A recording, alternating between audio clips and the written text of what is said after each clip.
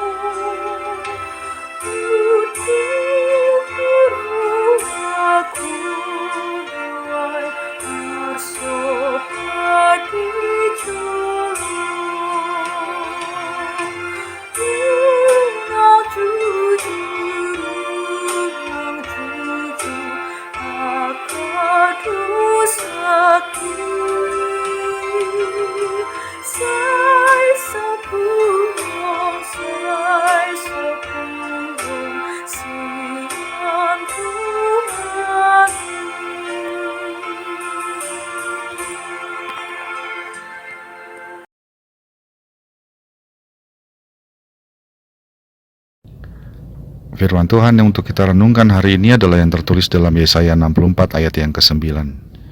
Ya Tuhan, janganlah murka amat sangat, dan janganlah mengingat-ingat dosa untuk seterusnya. Sesungguhnya pandanglah kiranya kami sekalian adalah umat-Mu. Demikianlah firman Tuhan. Pernahkah Anda membuat suatu kesalahan yang begitu hebat sehingga membuat Anda sangat menyesal? Lalu apakah yang Anda lakukan dalam penyesalan itu? Umat Israel sudah begitu menyakiti hati Allah oleh perbuatan dosa mereka. Yesaya 64 ayat 5 dikatakan, umat telah memberontak terhadap Allah sejak dahulu kala, dan karena itu Allah murka terhadap mereka. Mereka sekalian sudah begitu najis seperti kain kotor oleh dosa mereka, sehingga Allah menyembunyikan wajahnya terhadap mereka dan menyerahkan mereka ke dalam kekuasaan dosa. Namun mereka menyadari dosa-dosa yang besar itu, karena mereka menyesal telah memberontak terhadap Allah. Dan karena itulah melalui Nabi Yesaya, umat berteriak memohon kepada Tuhan, ya Tuhan, janganlah murka amat sangat, dan janganlah mengingat-ingat dosa untuk seterusnya. Permohonan akan belas kasihan Allah itu didasari bahwa mereka percaya Tuhan adalah penyayang dan penuh kasih setia, dan mereka adalah umat Allah.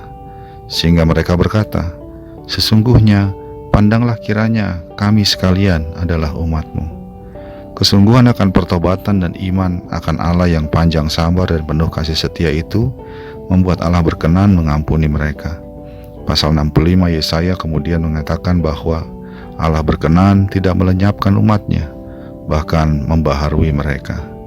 Sahabat Carpe Diem yang dikasihi Tuhan, Allah memang tidak berkenan kepada kejahatan, namun Dia berkenan kepada kita orang berdosa yang mau bertobat dan memohon belas kasihan Tuhan.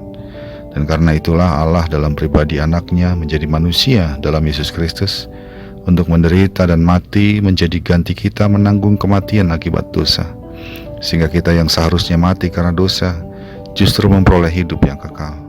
Karena itu marilah kita menyadari dan mengakui dosa-dosa kita dan menyesali segala dosa-dosa itu, serta memohon belas kasihan pengampunannya, karena Allah tidak berkenan akan kematian orang berdosa, melainkan pertobatannya. Kiranya Tuhan bersedia mendengar dan menolong kita dalam pertobatan kita. Amin.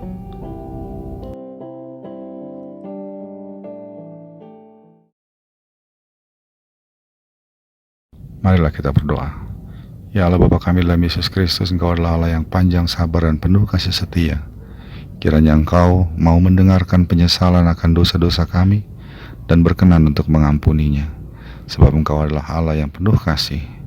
Dalam Yesus Kristus kami berdoa.